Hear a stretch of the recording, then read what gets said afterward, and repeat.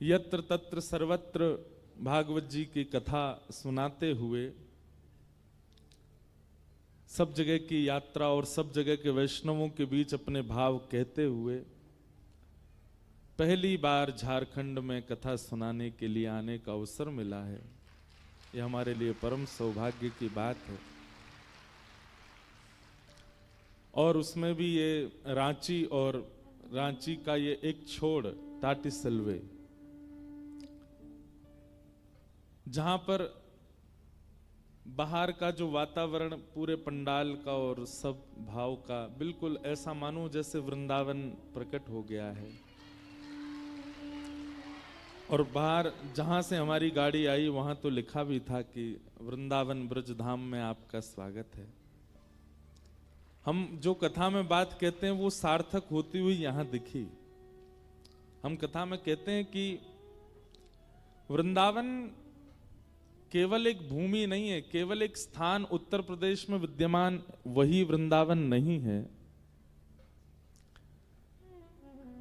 वृंदावन भाव, स्वभाव, आनंद, ये जहां अति मात्रा में होगा वृंदावन अपने आप प्रकट हो जाएगा। अब इतनी संख्या में भाव वाले लोग एक साथ जहां बैठे होंगे वहां वृंदावन को आना पड़ेगा। जहां इतने सारे प्रेमियों की, अब भाई देखो, मक्खियां अधिकतर वहीं भिनभिनाया करती हैं, चींटियां वहीं लगती हैं जहां रस फैला हुआ होता है ना। एक प्रकार से कह दिया जाए तो कोई अतिशयुक्ति नहीं है कि हम आप सब लोग जो हैं वो रस चखने वाली मक्खियां हैं। और हम आप सब लोगों का एक मैदान में एकत्रित होना इस बात का द्योतक है कि यहां रस है, इसीलिए हम आए हैं।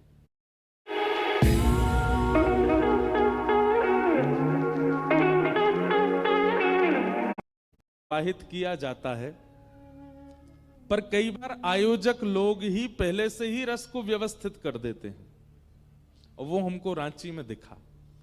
यहाँ के जो हमारे श्रीमद् भागवत कथा आयोजन समिति,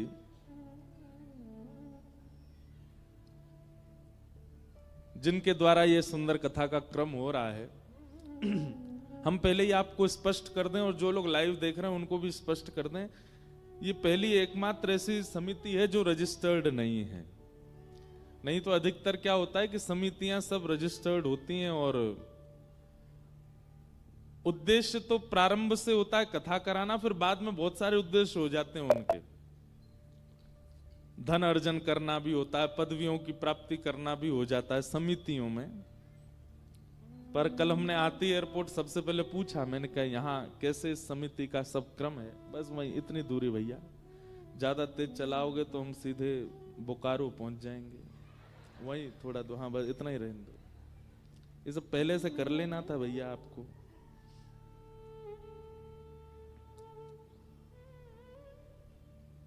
क्या बता रहा था मैं?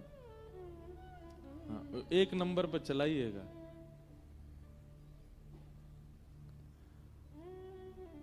तो समितियां अधिकतर कैसी होती हैं? एक नंबर पे, और उसमें बेचारे में नंबर ही नहीं है। बैठ जाओ, थोड़ा और पीछे कर दो। हमको लगा था कि यहाँ गर्मी होगी, पर नहीं, मौसम अच्छा है यहाँ का, ज्यादा गर्मी नहीं है।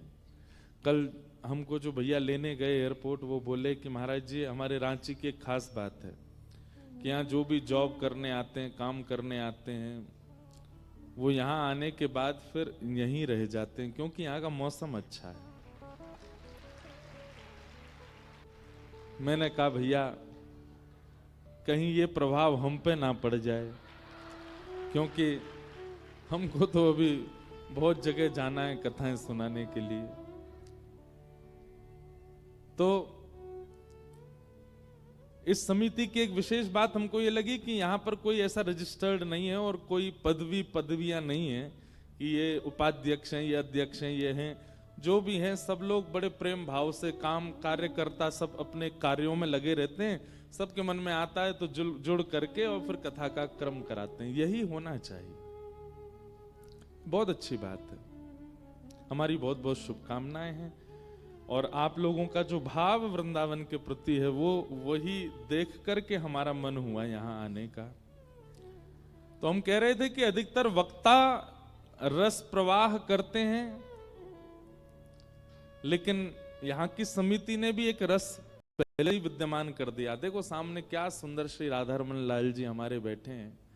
ऐसा पहली बार हमको 9 वर्ष की अपनी कथा यात्रा में मिला है कि इतने बड़े स्वरूप में श्री राधारमण जी सामने ही बैठे हैं। मानो जैसे विद्यार्थी के परीक्षाओं से प्रसन्न होकर के प्रिंसिपल सर ही सामने आके बैठ गए हों। आप सब श्रोता तो बैठे हैं, लेकिन प्रिंसिपल साहब भी आके बिल्कुल आसन लगा के बैठे हैं कि नहीं पूरी कथा हम भी सुनेंगे। तो ये देख करके मुझे बहुत प्रसन्नता है। और जहाँ यत्र तत्र वृंदावन का नाम, ब्रज का यह भाव जो यहाँ व्यवस्थित किया गया है, निश्चित ही समिति जो ये कथा करा रही है, भगवान करे इनको अभिमान ना हो, लेकिन ये भाव अति सुंदर है।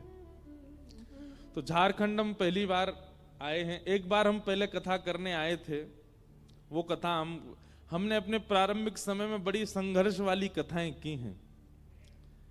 एक कथा करने के लिए आए थे, यहां से थोड़ी दूरी पर एक जगह है,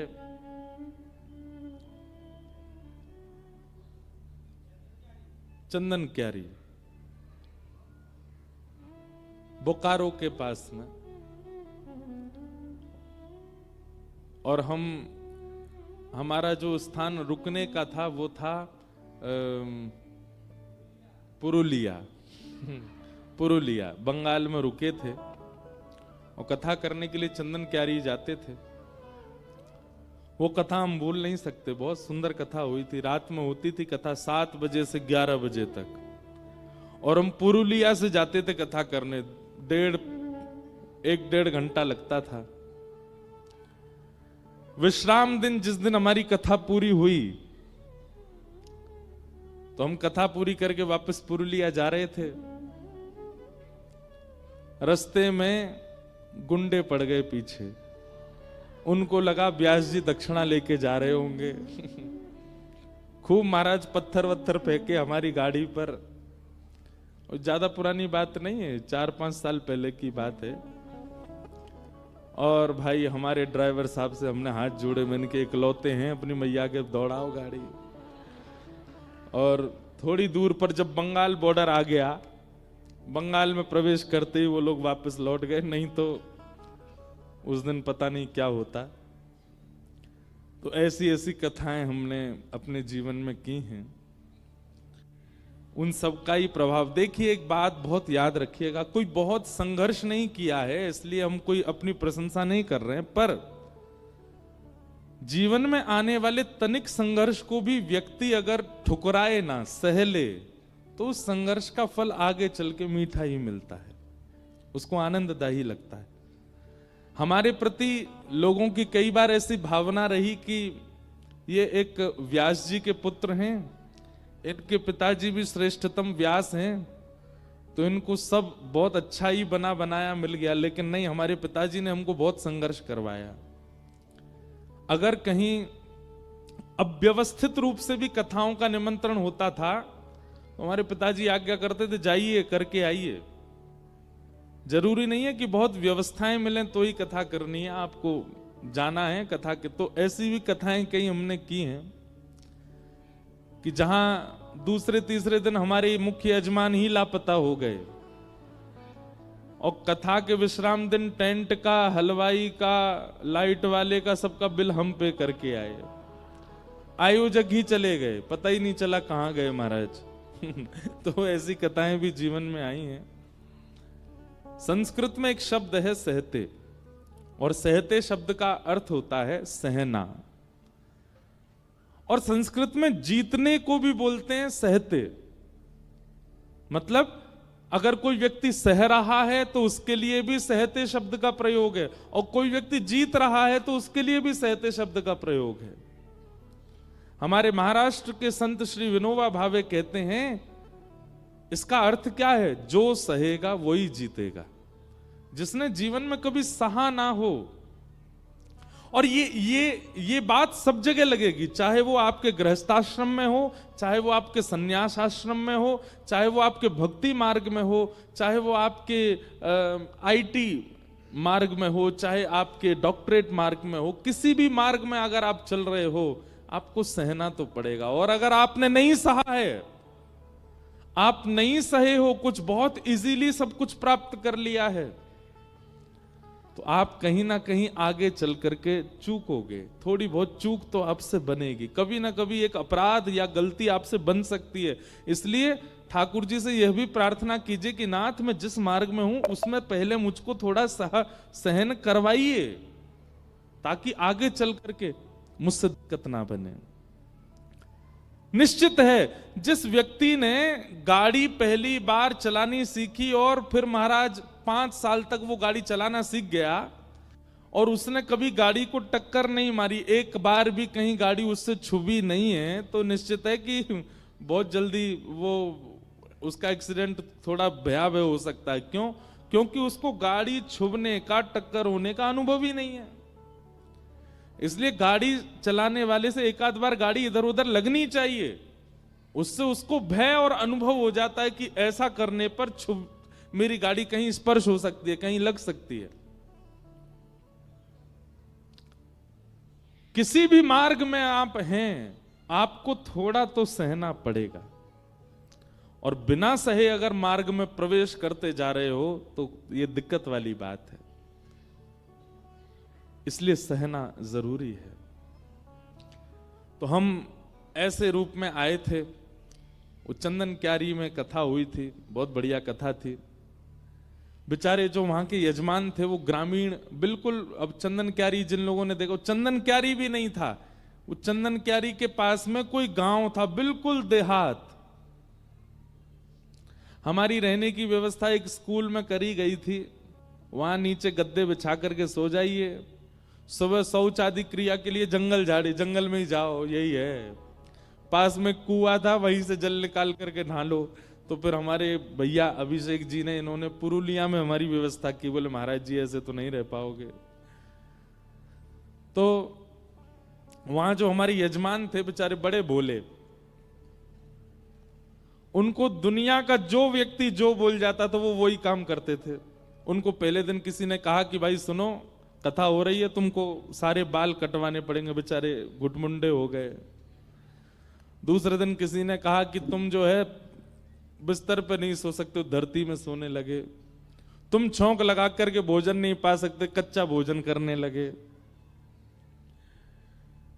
बड़ी विचित्र। उनको तीसरे चौथे दिन जब मैंने देखा तो वो ऐसे लग रहे थे केवल इनकी श्वास चल रही है, बाकी इनके अंदर और कुछ नहीं है। जो बोल जाता वो वही काम। किसी ने कहा यहाँ घास लगा के रखो, तो यहाँ दूरबा लगा के घूम रहे थे। किसी ने कहा ऐसे अंगूठी पहन के रहो, तो वैसे। किसी ने कहा बोले सुनो, कपड़ों को रात में हल्दी के पानी में धो करके सुखाओ, जब उस पर पीला रंग हो तो उसको पहन के घूमो। बेचारे अगले दिन वो पहन के रहते। तो बड़ा अद्भुत था वो समय। लेकिन ये रांची की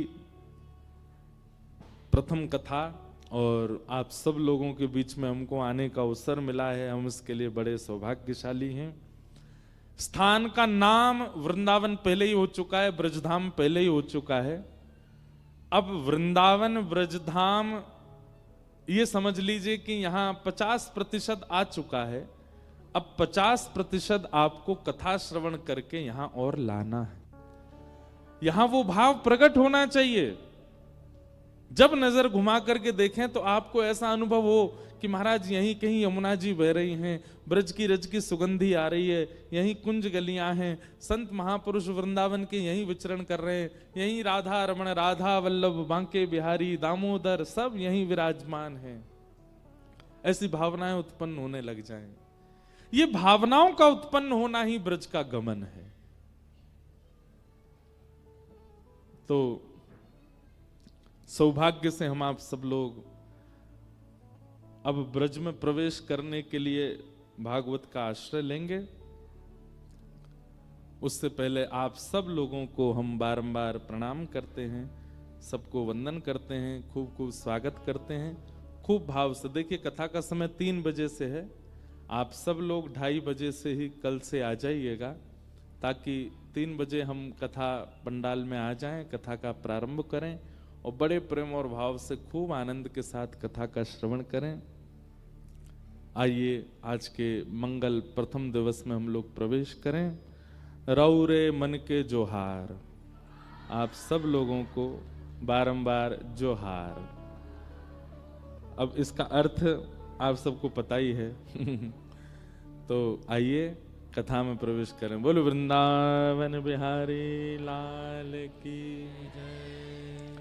सच्चिदानंद रूपाय विश्वोत्पत्त्यादि हेतवे तापत्रय विनाशाय श्री कृष्णाय वयं नुमः।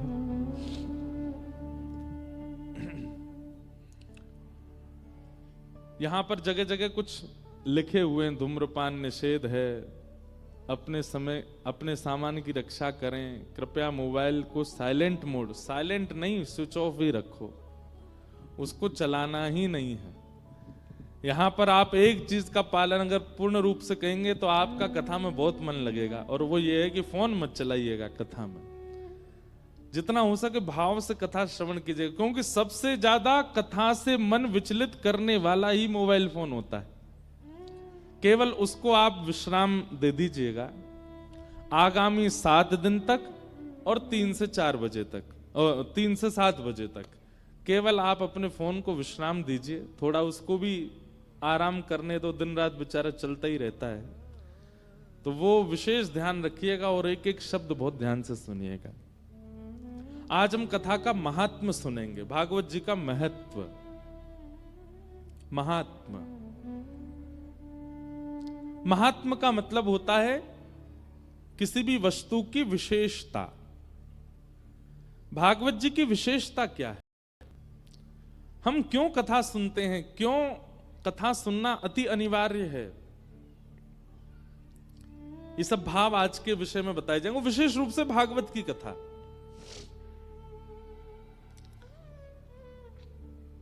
सच्चिदानंद रूपाय, भगवान के 3 रूप हैं, सत्य, चैतन्य और आनंद। ठाकुर जी के स्वरूप अनेक हो सकते हैं। वही ठाकुर जी हमारे वृंदावन में मुरली मनोहर हैं, वही ठाकुर जी बद्रीनाथ में तपस्वी हैं, वही ठाकुर जी द्वारिका में राजाधिराज हैं, वही ठाकुर जी दक्षिण में शंख चक्र गदा पद्मधारी नारायण हैं। स्वरूप अनेक हैं ठाकुर जी के, पर रूप 3 ही हैं, सत्य, चैतन्य और आनंद। सबसे पहला भाव दर्शनार्थी और उपासक के चित्त में ठाकुर जी के प्रति प्रकट होना चाहिए सत्य का, कि ये सत्य हैं। जैसे आप किसी भी व्यक्ति से मिलते हैं तो आपके मन में उससे मिलते समय मन में भाव आ सकता है कि ये सत्य है कि नहीं, ये संशयात्मक भाव आता है, ये सच्चा है कि नहीं, ये श्रेष्ठ है कि नहीं। किसी कन्या का अगर विवाह भी होता है किसी पुरुष के साथ, तो पहली बार वो जब पुरुष को देखती है तो उसके मन में भी थोड़ा संशय प्रकट होता है कि ये सत्य है कि नहीं, ये वास्तविक है कि नहीं, ये ठीक होगा कि नहीं। संसार के हर संबंध में एक संशय प्रकट हो सकता है, पर ठाकुर जी को देखते समय आपके चित्त में कोई संशय नहीं आना चाहिए, ये पूर्ण सत्य है। सबसे पहली बात, एक बात ध्यान रखिएगा, जब आप ठाकुर जी के प्रति पूर्ण सत्यता का भाव रखते हैं ना, और कोई बात फिर मन में प्रकट ही नहीं होती। आप श्री राधा रमन जी के सन्मुख गए और राधा रमन जी को देखते ही आपने मन में भाव रखा ये पूर्ण सत्य है, तो आप उनसे कुछ और मांगोगे नहीं, मांगा उससे जाता है जिसके प्रति संशय हो। जब आपने किसी को सत्य मान लिया तो संशय खत्म हो गया, और संशय खत्म होते फिर मांगा नहीं जाता है। और एक बात कहें, जिसके प्रति पूर्ण सत्यता का भाव होता उससे मांगा नहीं जाता, उसको दिया जाता है। उससे मांगा नहीं जाता। पति के प्रति जब पत्नी का ये भाव आता है कि ये पूर्ण सत्य है, ये मेरा जीवन साथी है, ये मेरा सर्वस्व है, ये सत्य की भावना आती है, तो फिर पत्नी उसको देना प्रारंभ करती है, अपना पुण्य देना प्रारंभ करेगी, उसके लिए अपना समय देना प्रारंभ करेगी, अपना जीवन प्रदान करना प्रारंभ करेगी। आजकल वैवाहिक संबंधों में जो कलेश हो रहे हैं वो क्यों हो रहे हैं? कहीं ना कहीं पति पत्नी को, पत्नी पति को अपना पूर्णता नहीं दिखा पाते, इसलिए पत्नी को भी लगती इसके लिए मैं क्यों अपना जीवन बर्बाद करूं, इसको समय क्यों दूं, इसके लिए अपना जीवन ऐसा क्यों करूं, और वहीं से फिर वो खटास अलग कर देते दोनों को। एक दूसरे के प्रति समर्पण आने लग जाता है कब? सत्य के बाद। जब पूर्ण रूपेण सत्य का दर्शन होने लग जाता है तो फिर समर्पण की भावना प्रकट होती है। ठीक वैसे ही ठाकुर जी के प्रति जब तक आपका पूर्ण सत्य भाव नहीं है आप मांगोगे, लेकिन जैसे ही आपका ठाकुर जी के प्रति पूर्ण सत्य का भाव प्रकट होगा आप मांगोगे नहीं, ठाकुर जी को दोगे।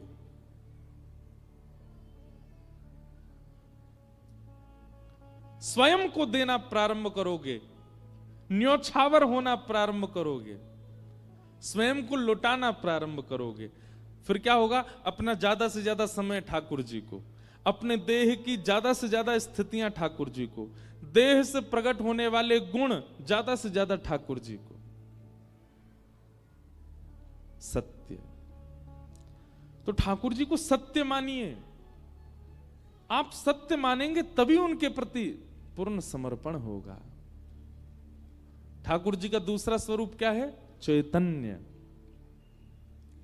हमारे ठाकुर जी जड़ नहीं है, चैतन्य है। वो चैतन्य है। चैतन्य का मतलब क्या होता है? जैसे मैं चैतन्य हूं, मुझे थोड़ी गर्मी लगी तो पंखा लगा दिया गया। अगर मैं जड़ होता तो पंखा की आवश्यकता नहीं है। चैतन्य वस्तु को एटमॉस्फेयर भी एक्सेप्ट करना पड़ता है, लेकिन जड़ को कहीं भी पटक दो, कहीं भी रख दो, कहीं भी बैठा दो, उसको कोई एटमॉस्फेयर का कोई प्रभाव नहीं होता उसके ऊपर। हम कई बार ठाकुर जी को जड़ मान लेते हैं। हमारे अंदर कई बार ठाकुर जी के प्रति जड़ भावना आ जाती है, इसलिए हम उनको कहीं भी बैठा देते हैं, कहीं भी रख देते हैं। कभी भी कई लोगों के घर में विवाह आदि होता है तो ठाकुर जी को केवल ड्राई फ्रूट्स का भोग लगा देते हैं, ज्यादा कुछ पवाते नहीं। क्यों? हमारे मन में ये भावना आती है कि ये जड़ हैं। कई बार हम कईयों के घर जाते हैं तो ठाकुर जी हमारे साथ रहते हैं, तो जैसे ही हम उनके साथ में जाते हैं तो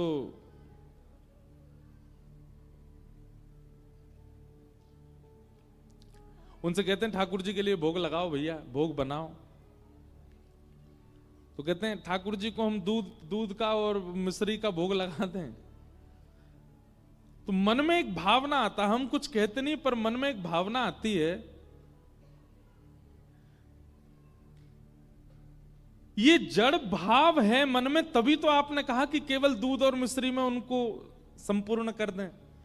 अगर हमारे साथ कोई चैतन्य व्यक्ति गया होता तो आप मन में विचार करते इनको रोटी खवाई जाए, इनको सब्जी बनाई जाए इनके लिए, क्योंकि ये चैतन्य है, ये भूखे नहीं रह सकते। ठाकुर जी के प्रति हमारा जड़ भाव आ जाता है, इसीलिए हम केवल दूध में संतुष्ट करने का प्रयास करते हैं।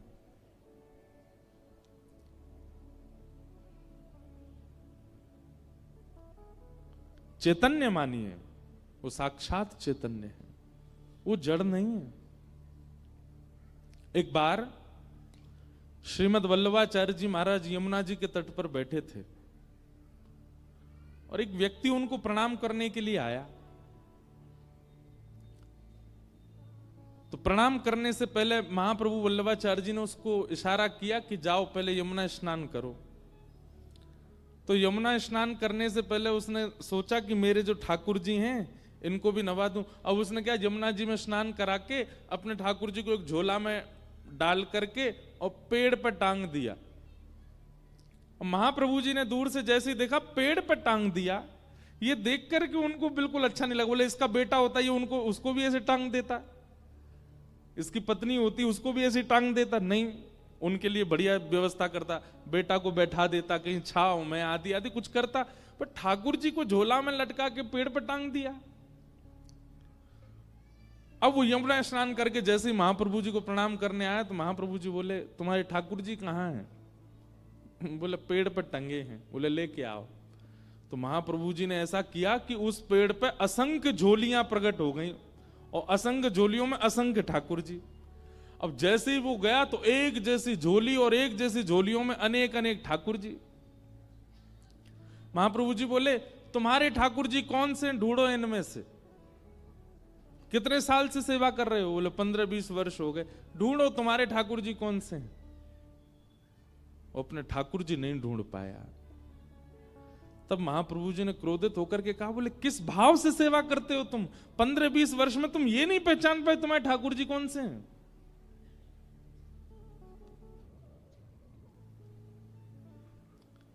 चैतन्य एक बच्ची थी हमारे यहाँ पे, मिनल नाम की, 13 दिन की रहेंगी। तो लड़की हुई, इस वजह से उसको किसी ने, आपसे कोई अभिप्राय नहीं होता। हमारे वृंदावन के एक ठाकुर हुए श्री मदन मोहन जी। कौन? जोर से बोलो, कौन? मदन मोहन। वृंदावन रसामृत पद सुना आप लोगों ने? उस वृंदावन रसामृत पद में दूसरे ठाकुर हैं श्री मदन मोहन। बिहरत निस दिन कुंज गलिन में, ब्रज जन मन सुख धाम, मदन मोहन को रूप निरख, सनातन बलि बलि जाए। गाएंगे, कथा के विश्राम में गाएंगे, आप लोग याद कर लेना। वैसे तो सब वैष्णवों को याद है, भारत में जहां भी हम जाते हैं सब सुनाते हैं। तो हमारे वृंदावन के 7 ठाकुरों में दूसरे ठाकुर हुए श्री मदन मोहन जी। बहुत ध्यान पूर्वक सुनिएगा। ठाकुर जी की सेवा ऐसी करो कि आप अपने ठाकुर को नहीं पहचानो, ठाकुर जी आपको पहचान जाएं। आप अपने ठाकुर को कभी नहीं पहचान सकते, ठाकुर ही आपको पहचानते हैं।